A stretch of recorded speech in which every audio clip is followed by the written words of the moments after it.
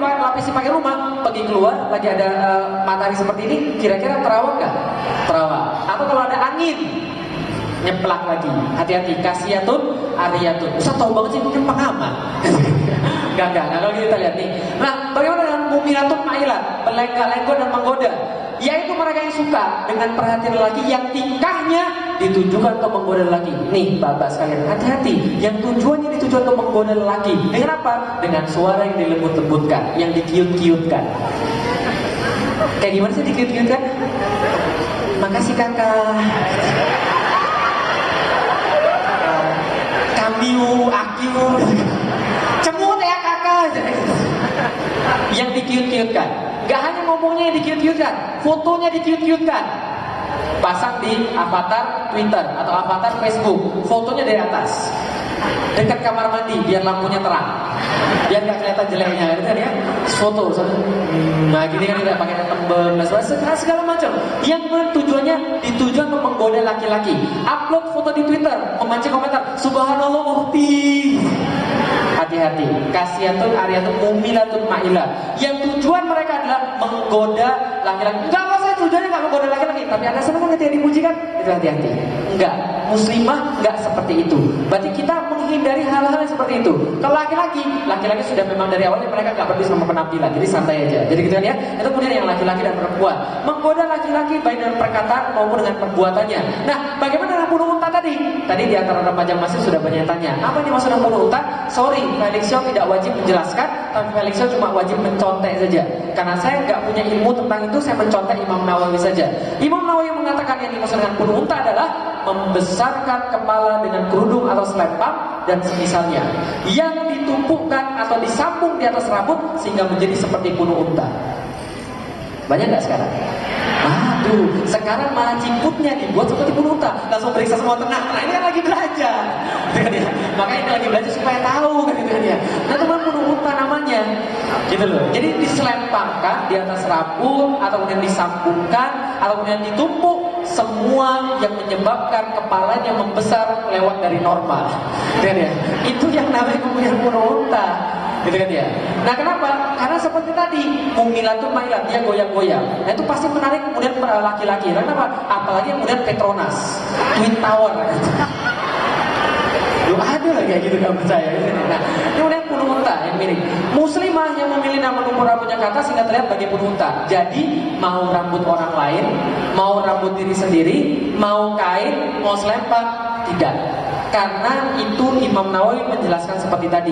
Kenapa? Karena itu menarik perhatian. Loh, tapi kalau saya begini gimana? Kalau sudah disampaikan, jangan pakai tapi, jangan pakai nanti. Dan ya, lah kalau gitu gimana kalau rambutnya panjang? Monggo dipendekin. Lah kalau misalnya saya dengan rambut panjang boleh ya? Boleh. Digulung ke bawah, jangan ke atas. Kalau di bawah insya Allah masih lazim. Lazim itu artinya apa? Biasa, lazim. Ya, tapi juga jangan segede begini juga. Ya kemudian bisa kan digulung di atas, dilebarin kerudungnya sehingga nggak kelihatan, gitu loh. Jadi dilebarkan kerudungnya, kemudian bukan disanggul, apa namanya? Diikat ya, diikat di bawah, kemudian bisa. Semakin bulat semakin bagus. Nah itu semakin bagus dalam syariat tentunya kan ya. Kemudian mumilatun ma'ilat rusau ke aslimatil bukti. Jelas ya? Jelas.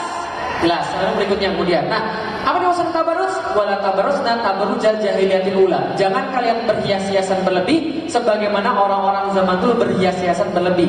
Apa yang maksud tabarus? Sudah jelas lagi. Menurut Imam Qatadah, saat mereka keluar dari rumahnya, mereka berjalan berlenggak-lenggok lagi menggoda, memperlihatkan keindahan dan perhiasannya kepada lelaki yang lain. Berarti tabarus adalah berhiasan yang berlebihan sehingga Anda diperhatikan oleh lelaki.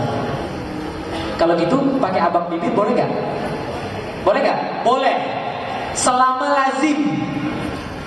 Kalau yang gak lazim kayak apa? Contoh, nih pakaian, hiasan yang gak lazim. Di Arab orang pakai baju warna apa? Kalau kayak itu warna apa?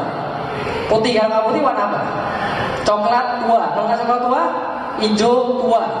Dan ya, kalau Anda kemudian pergi ke Arab, Anda pakai baju atasnya kedulunya warna merah, terus kemudian bajunya kuning menyala, gitu kan ya. Terus kemudian bawahannya hijau menyala, sepatunya ungu, itu tabarus. Jelas ya? Jelas ya? Karena Anda pasti diperhatiin di tengah-tengah yang hitam-hitam, ada apa tuh? Gitu kan ya? Ada lampu jalan.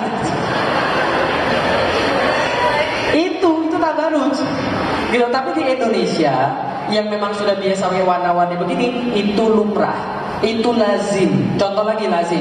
Kira-kira kalau pakainya orang Malaysia dibanding pakaian kita, corak bajunya lebih norak mana? Orang Malaysia atau norak kita? Menurut kita, karena nggak lazim di kita, bagi mereka lazim. Berarti kalau pakai di Malaysia corak seperti itu lazim, pakai di sini nggak lazim. Jelas ya? Jadi menurut kelaziman. Kalau itu pakai abang bibir boleh selama lazim, berbedakan boleh selama lazim.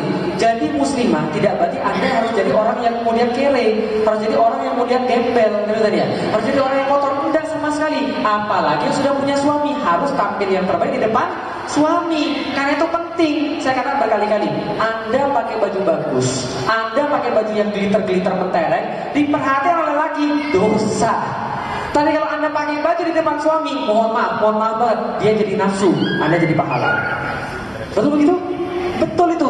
Maka saya bilang sama istri saya, pakaianmu di rumah harus lebih bagus daripada pakaianmu di luar. Lah kenapa?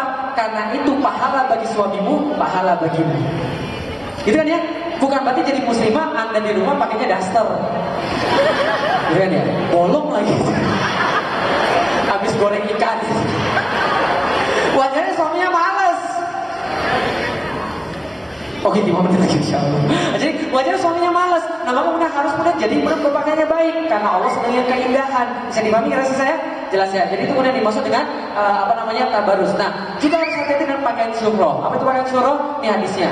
Barang siapa yang mengenakan pakaian syuhroh sensasional di dunia, maka Allah akan kemudian memberikan baginya pakaian kehinaan di akhirat. Apa itu pakaian syuhroh? Pakaian syuhroh adalah pakaian popularitas, pakaian yang membuatnya jadi diperhatikan oleh orang karena pakaiannya fenomenal. Contoh, pakai kerudung sih sudah syar'i, tapi di sini pakai panda gede, glitter berwarna, gitu kan ya, bisa hologram, popularitas. Artinya apa? Segala sesuatu yang membuat Anda berpakaian berlebihan dan membuat Anda diperhatikan pakaian syuhroh. Artinya apa? Semakin paham seorang muslimah, dia semakin sederhana. Semakin paham seorang muslimah, semakin lebar kerudungnya, semakin luas jilbabnya. Dan dia nggak neko-neko. Kalau itu siapa yang memperhatikan Anda? Yang memperhatikan Anda adalah laki-laki yang juga soleh. Insya Allah. Kenapa bisa begitu? Karena laki-laki yang nggak baik nggak akan senang dengan orang yang baik. Contoh, Felix Xiao ketika masih belum muslim, naksir nggak sama orang yang kerudungan? Jangankan naksir, mohon maaf, jijik. Sorry ya, zaman dulu kan belum tahu. Lihat ya, kenapa jijik? Saya bilang begini, mereka tuh paling munafik, paling luarnya doang, dalamnya juga sama. Paling mal luarnya doang, paling dalamnya benar. Mereka juga nggak beragama banget. Itu kerudungan tapi masih judes, itu kerudungan masih maling dan sebagainya. Itu pandangan saya. Tapi setelah saya masuk Islam, istri saya harus kerudungan. Mi, ini calon saya nih. Nggak mau mami. Nah kenapa? Kerudungan. Nah kenapa nggak mau? Mami lihat kemarin di TV, kerudungan tapi maling. Ya Mi, mana ada sambungannya Mi? Itu di Meksiko juga pakai rantai-rantai segede King Kong, salib, tapi juga maling juga, nggak ada hubungan. Pokoknya Mami nggak mau. Mundur dulu, pulang bawa ayam goreng. Jadi sogo. Ini calon saya Mi. Mami nggak mau. Ya sudah, pulang lagi ke Bogor, pulang bawa roti, sogo lagi. Lama-lama ya sudah, nggak apa-apa dia muslim, tapi jangan kerudungan. Nah kenapa nggak mau? Pokoknya Mami nggak mau. Mami nggak mau datang ke pernikahanmu sebelum kamu dan cari yang nggak kerudungan. Kenapa? Mami malu. Saya bilang sama ibu saya, Mi, yang nikah saya bukan Mami. Dan saya kasih tahu, saya harus taat sama Mami 100%. Apapun Mami ngomong saya harus taat. Tapi Mi, coba Mami bayangkan, coba mikir dulu, seorang perempuan yang dikasih Allah segala-galanya, mata, yang dengan dua mata ini dia bisa melihat segala macam yang bisa kemudian dia nikmati, lidah, yang dia bisa rasakan ribuan rasa dengan itu, dan dia bisa gunakan sampai sana, dua tangan, dua kaki, seluruh badan yang itu sehat, semuanya Allah yang berikan. Sama Allah yang berikan segala-galanya saja dia nggak mau taat, apalagi sama suaminya yang cuma bisa kasih makan mungkin Senin Kamis. Kira-kira ibu saya boleh nggak? Dia baru ngerti, oh itu kemudian di dalam Islam bahwa laki-laki taat menginginkan wanita yang taat. Jelas ya maksud saya kan ya? Berarti Anda kemudian jadi nggak menarik, tidak. Seorang wanita tetap harus cantik, harus kemudian tadi menjaga diri dan sebagainya, tapi tidak dengan cara seperti itu. Clear? Clear. Nah kalau gitu kita lihat. Nah yang dimaksud syuhroh adalah yang paling terkenal di antara manusia yang menyelisihi pakaian pada umumnya. Menurut Imam Syaukani, menyelisihi pakaian pada umumnya. Karena kenapa? Ketika dia lewat, manusia mengangkat pandangannya. Syabut. Nah itu tuh, yang kayak gitu benar pakaian syuhro. Hati-hati, karena kenapa? Itulah kenapa saya katakan yang namanya fashion dan hijab syar'i itu kayaknya agak sulit berdamai. Kenapa? Di satu sisi fashion itu ditujukan agar Anda menjadi pusat perhatian, agar Anda dilihat, sedangkan hijab syar'i justru supaya Anda tidak menampilkan perhiasan. Maka tak kala Allah mengatakan rambut itu perhiasan, karena rambutku menarik pada laki-laki, Anda disuruh nutupin, bukan menutupi rambut dengan perhiasan yang baru. Paham maksudnya? Lekuk tubuh itu menarik bagi laki-laki, tapi Anda disuruh nutup bukan untuk jadi perhiasan yang baru. Maka tutupilah, karena itu perhiasan dan itu berharga, hanya boleh diperlihatkan pada yang berhak.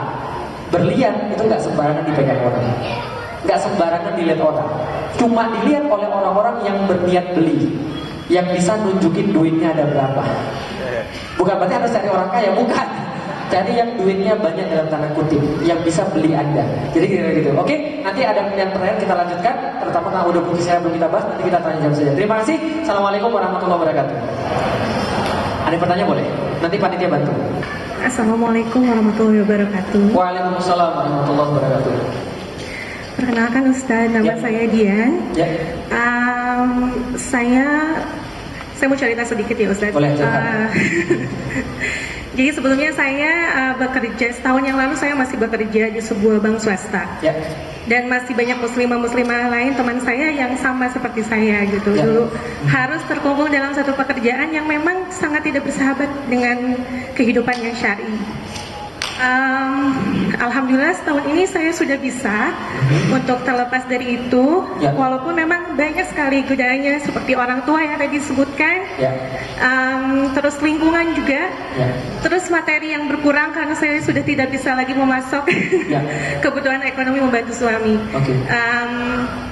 Pertanyaan saya sudah bisa melampaui itu, walaupun itu memang berat, terutama berhadapan dengan orang tua. Ya, betul. Tapi alhamdulillah sudah terlampaui. Tapi satu hal yang masih jadi pertanyaan saya, saya itu mendapatkan teman-teman atau senior saya di pekerjaan dulu itu lebih solehat. Terus mereka juga berilmu, lebih sabar, berakhlaknya lebih mulia daripada saya sebelum sekarang. Tapi mereka masih sangat nyaman untuk bekerja di sana gitu. Saya yang merasa masih miskin ilmu dan baru tahu gitu. Belum dari awal orang tua saya memberikan ilmu seperti ini ke saya sudah merasa sudah tidak nyaman untuk bekerja di sana dan alhamdulillah sudah bisa terlepas dari itu.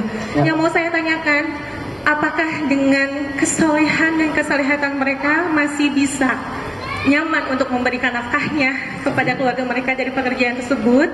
Apakah itu memang saya belum cukup? Ya, saya belum cukup ilmu. Apakah ada ilmu lain yang memang saya belum tahu? Itu yang jadi pertanyaan saya sekarang yang masih selalu mengganjal karena masih banyak seperti godaan-godaan. Kenapa nggak masuk lagi? Yuk gabung lagi dari berbagai macam. Ada yang syariah dan lain sebagainya. Gitu. Yang kedua, saya mewakili teman saya yang kebetulan belum bisa datang ke sini dan rekan saya itu masih bekerja di sana di tempat itu. Tapi dia punya jadi dia mempunyai suami yang tidak bisa menjaga dia ketika dia menjadi muslimah sejati syar'i gitu.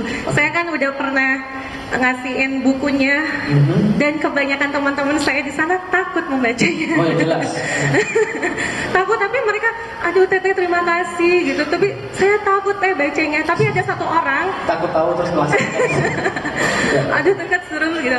Cuman ada satu orang yang dia curhat ke saya, subhanallah saya pengen sekali seperti itu. Saya pengen tidak bekerja, tapi suami saya belum bisa mendukung itu.